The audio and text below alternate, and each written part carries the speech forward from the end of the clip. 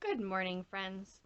Sorry I haven't been on for a while. I have been ill, but today we're going to make this little sewing kit called a housewife. You can see the button. Unbutton it. Unfold. We got pins and needles and a flap for more. That's what those are. They're little flaps. A pocket and a pocket. And they all fold up. So that's what we're going to make today. There are many different types and specific varieties of housewives. I've seen a couple. This is the style I preferred. So I took a box and I made myself a pattern. So that's just the main big part that you saw folded. And then you've got a flap. And the other two flaps. Like that. And then we got the pocket. And I made my closure a separate piece. You can leave it on as part of the thing. Just put it all together. That works. I don't know why I made it separately, but I did. And then, here's my fabric. I've got one started here. So that'll be my big outside piece. See, I started putting on the pocket.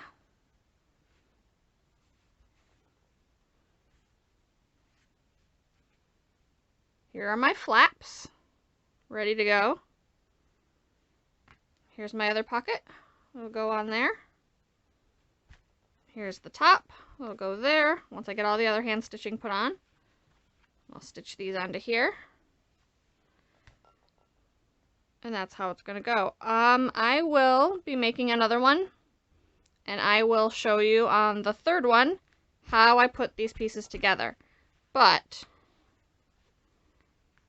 I can open this out and show you the inside. Oh, my fingers! One-handed, they don't want to open. So you see this white in here? That's just muslin.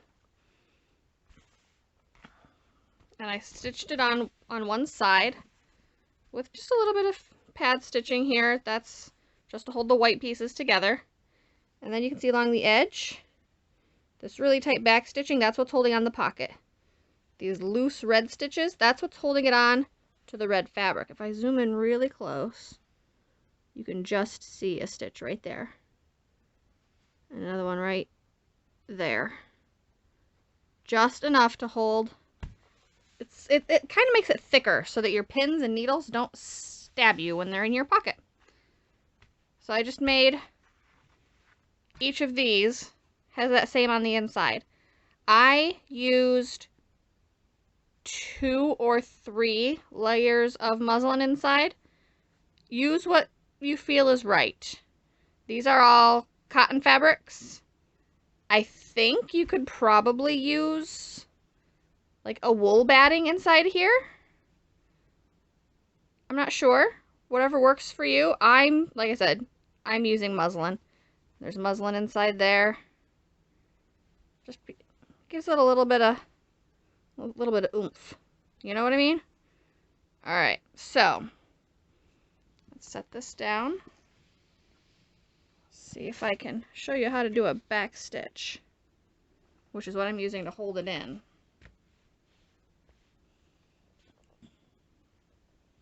So I make sure this is in frame. It is, yay! So I'm not sure if you can see, I have a stitch right here from here to here, and then I came up here. So I'm going to go back down in the same place that's blank there. And I'm going to make sure, ooh, I'm just off the edge of the white, but that's okay. Can you see that? Yes, you can, sort of. It's a little bit fuzzy. That's what happens when you work with a cell phone.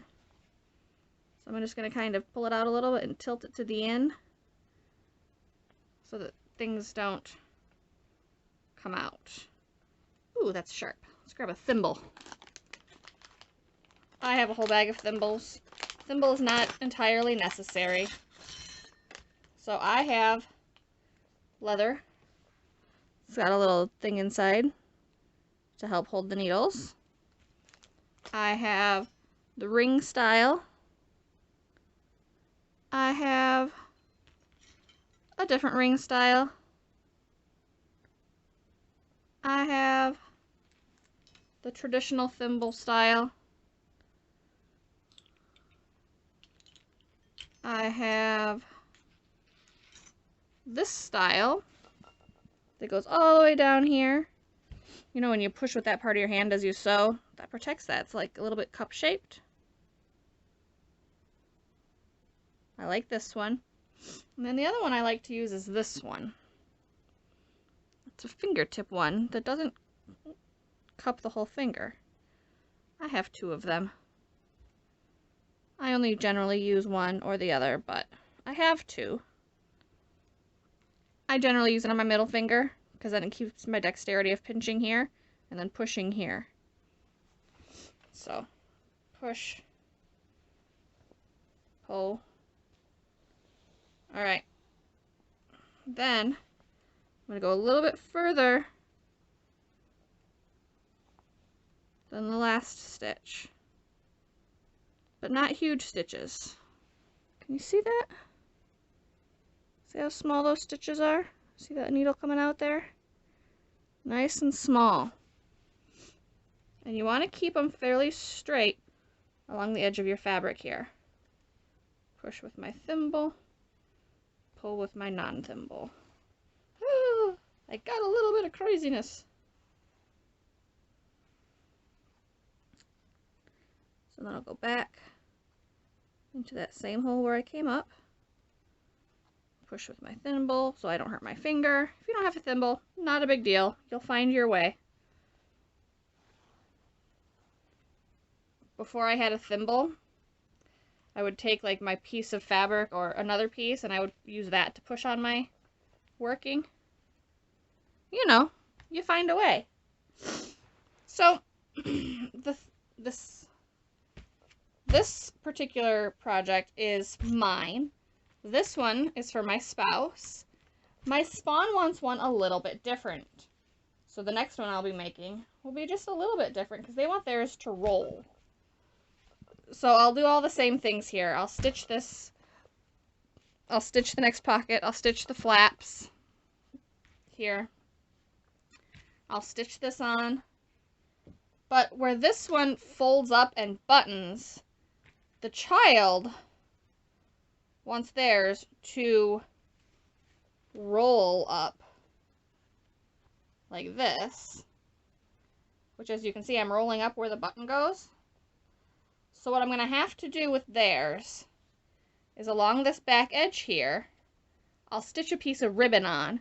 So I have a stitched on piece of ribbon, and then the ribbon will come up to the top and tie a bow or bow knot, square knot, whatever the kid wants, and it ends up a little roll, which could still be folded, and then you'll have the ribbon here. You can still fold it and then tie it with a ribbon. You could use button, I'm sure you could figure out how to put a hook and eye here, whatever works for you. So what I keep, like I said, pins, needles. These needles all have thread on them. This flap is currently empty. In this flap, I had a pair of scissors. Not sure where they went. I used them. I forgot to put them away. And then you could put little patches of fabric. You could put the little rolls of thread. You could put a little package of extra buttons in there. You could put safety pins in there. But this is something that could be left out at events if you use the proper fabric and a proper button or a proper ribbon. So there you go. I will continue stitching this one on, and then I'll stitch this one on, and then I'll stitch these three on, and then I'll stitch this onto the one side, and then I'll be back. Okay, so it dawned on me, not everybody eyeballs things like I do. So I measured my pattern pieces. The main piece is 12 inches by 4.5 inches. If you want to make yours bigger, go for it. If you want to make it smaller, go for it. My pockets are 4.5 by 3 inches. My biggest flap is 3.5 by 2.75 inches. Next one is 3.5 by 2.25 inches. Small flap, 3.5 by 1.5 inches. Closure, trapezoidal in shape, 4.25, which is not quite the same size. So what I was going to do, seam allowance, you know, it kind of comes into there. So I close this side so that they're the same size when I attach them. And I kind of tuck this, you know, right sides together so that it's stitched on just the inner layer inside here.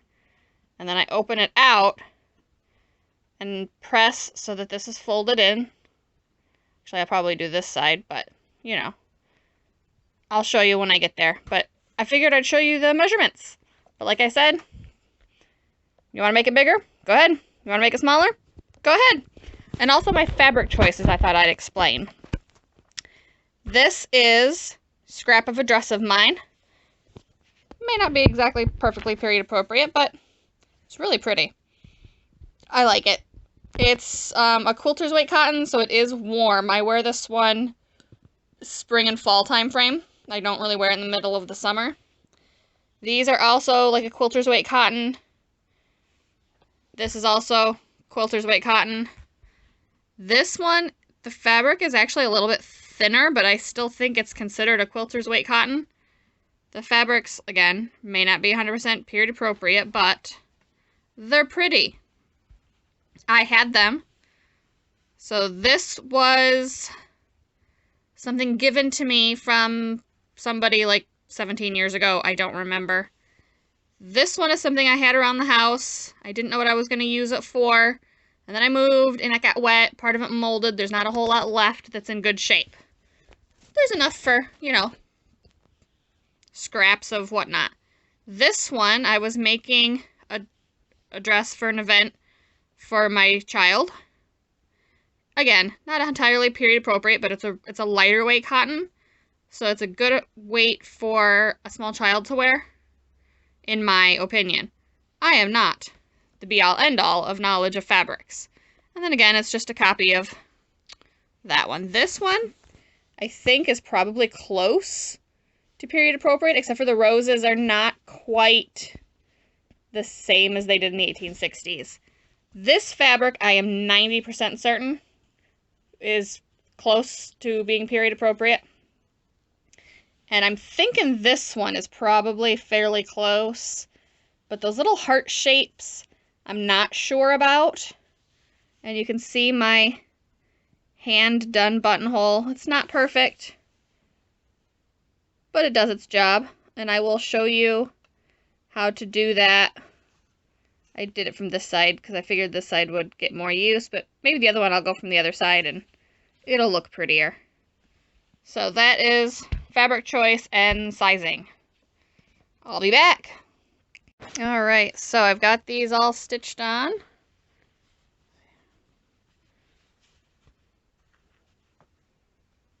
Nicely secure. It's going to work great. So, flipping it over, there's that white from before. So what I'm going to do is I'm going to fold it over like this so that I can see the white side on top, because it makes it easier for me. I'm going to line up the sides, and I'm going to stitch right along the edge of the white, because that'll make everything all tight to the inside. Now the bottom, I'm going to leave about this much, around that, at the bottom. Since it's folded, I don't need to put any seam down there. It just gives it something to, like, give you a little leeway with your folding. And you can see, this is the back of the back stitching. My stitches are not perfectly straight. They don't really need to be. And then the inside you'll actually see